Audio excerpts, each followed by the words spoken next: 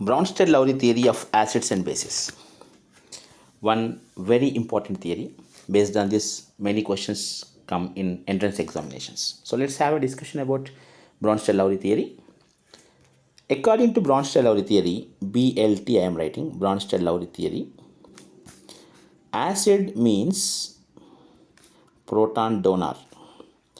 If it donates proton, it's acid. Base means proton acceptor. The Arrhenius concept is proton donor is acid in aqueous solutions and hydroxide ion releasing substance are bases. Here there is no question of hydroxide ion like Arrhenius concept. In Bronsted theory, only protons we are saying. Proton donor is acid and proton acceptor is base. Very simple line. How it is going to work out? HCl plus water gives rise to Cl minus plus H3O plus. See this? HCl turn into Cl minus means it has lost its proton, so its proton donor is acid. And after losing the proton, whatever the base is formed, that base is called, after losing one proton, exactly one proton, whatever the base is formed, that base is called conjugate base. So conjugate base and acid, the difference between them should be only one proton.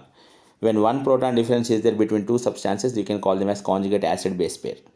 The one with a higher number of protons is conjugate acid, or you say acid, and base means proton will be less. See here, in this case, H2O turned into H3O plus. So it gained one proton, so it is base. So it is ready to lose the proton, so this is conjugate acid. Conjugate acid. And the interesting part is, if acid is strong, conjugate base will be weak. If base is strong, conjugate acid will be weak. In that sense, you need to understand. See one more example. Ammonia plus water, NH4 plus OH minus. Ammonia turn into NH4 plus, so proton accepted. When it is accepting proton, it is base. So the proton is given by water here, so this is acid. It is this is base, so this is conjugate acid. NH4 plus is conjugate acid and OH minus is conjugate base,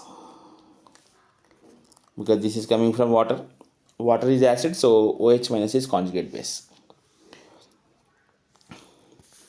If, for example, this base is weak, then this conjugate acid will be strong. In that sense, you need to understand conjugate acid base pair. Don't confuse with this kind of examples. H3PO2, it's a monobasic acid, so it can lose only one proton, H2PO2 minus. Sometimes they will give you this kind of options also. You can see two hydrogens, you can think that, oh, it can release two more protons, but actually H2PO2 minus is salt of monobasic acid. Adela unta beta hypophosphorus acid, OH, H and H. So this proton was released, and that's why it is called monobasic acid. H3PO2 is monobasic acid, it can release only one proton, and that one proton is attached to the oxygen. These lines are important, and sometimes the questions will be like this. NH4 plus, what is its conjugate base? Take out one proton, throw it away.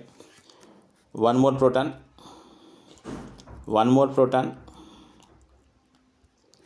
last proton. Okay, now proton means here H plus, that is removed. This pair you can call conjugate acid base pair. This is also conjugate acid base pair. This is also conjugate acid base pair. This is again conjugate acid base pair. Don't say that the first one and last one is conjugate acid base. No, conjugate acid base pair means there should be a difference of only one proton.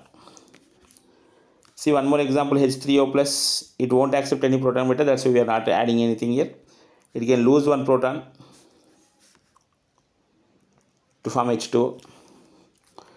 It loses one proton to form OH minus. It loses one proton to form O minus 2. to the OH minus, O minus 2 is the base, H2O is the acid. Okay, we'll discuss remaining points in next session. Thank you.